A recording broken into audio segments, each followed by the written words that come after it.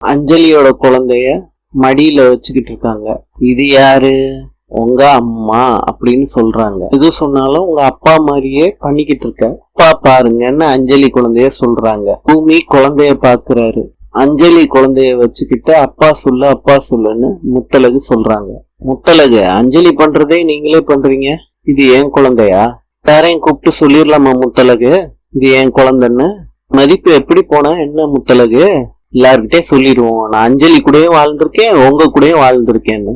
பூமி, என்ன மன்னிச்சுக்கோங்க, நான் ஏன் அப்படி சொன்னேன்னு எனக்கு தெரியல.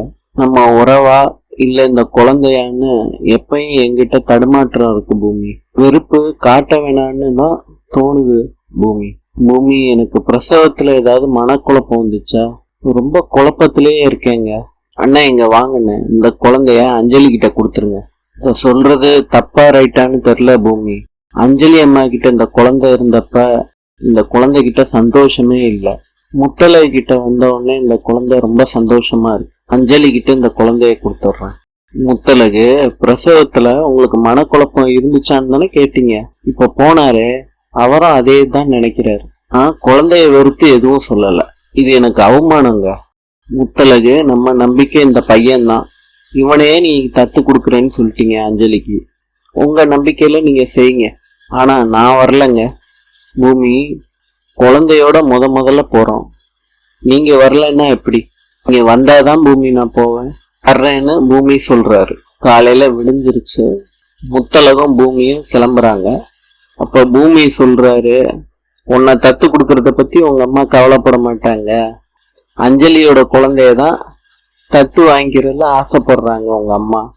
நான் ஆல்ரெடி சொன்ன மாதிரி நான் இந்த தத்து கொடுக்குற ஃபங்க்ஷன்ல நான் கலந்துக்க மாட்டேன் அப்படின்னு சொல்றார். அஞ்சலியும் நான் ரெடி, பூமி போலாமா அப்படின்னு கேக்குறாங்க.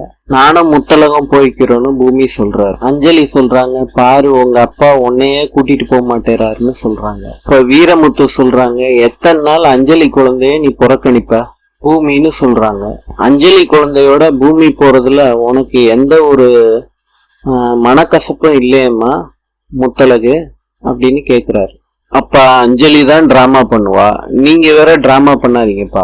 அப்பா என்ன ஒரு அவமான சின்னமா நிக்க வச்சது அந்த குழந்தைதான். குழந்தைய நான் அக்செப்ட் பண்ணா என்னைய நான் உறுதிப்படுத்திக்கிற மாதிரி ஆயிரும். தப்பு பண்ணல, நான் எந்த ஜென்மத்திலையும் அந்த குழந்தை என் குழந்தைன்னு சொல்லவே மாட்டேன். உங்களுக்கு தான் பெண் குழந்தை தான் முக்கியமாச்சே, என்னோட ஆண் குழந்தைய நான் கோயிலுக்கு கூட்டிட்டு வரேன், வா முத்தலகு. பேச்சி சொல்றாங்க, நீயே சொல்லிட்டியப்பா, உன் மகளை நான் குடும்ப வாரிசா கூட்டிட்டு வரேன் கோயிலுக்கு. வீரமுத்து மனசுக்குள்ள சொல்லிக்கிறாங்க, என்ன இது வேற அவனுக்கும் அஞ்சலி குழந்தை பிறந்த மாதிரி பேசிக்கிட்டு இருக்கான். தயாவுக்கு பத்மாவதி போன் பண்றாங்க. பூமியும் குழந்தையும் இப்ப 2 வீலர்ல வருவாங்க. குழந்தைய நம்ம சொன்னபடி தூக்கிடுங்க, என் ஆளுகளை வச்சு பைக்ல இந்த குழந்தைய தூக்கிட்டு வர சொல்றேன். நீங்களும் நானும் தலையிட்ட மாதிரி இருக்கக்கூடாது, சொன்னது நடக்கும் மேடம். முத்தலகு சொல்றாங்க, பைக்ல வேணாங்க, குழந்தைய வச்சுட்டு போக வசதியா இருக்காது, கார்ல போயிடலாங்க. சரின்னு பூமி சொல்றாரு. பத்மாவதி திருப்பியும் தயாவுக்கு போன் பண்றாங்க. அவங்க பைக்ல வரல, கார்ல தான் போறாங்க அப்படின்னு சொல்றாங்க. பரவாயில்ல முத்தலகு, நாளை பார்க்கலாம். இன்று அழகான முகத்தை விட அழகான உள்ளமே நன்மை பயக்கும். நாளை சந்திப்போம்.